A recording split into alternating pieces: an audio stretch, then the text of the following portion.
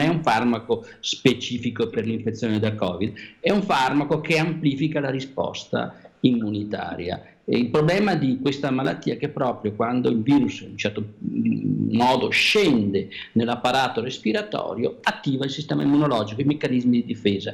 I meccanismi di difesa teoricamente dovrebbero eliminare il virus, però hanno anche come effetto collaterale dei danni nel tessuto polmonare, in particolare nei punti dove si scambia l'ossigeno.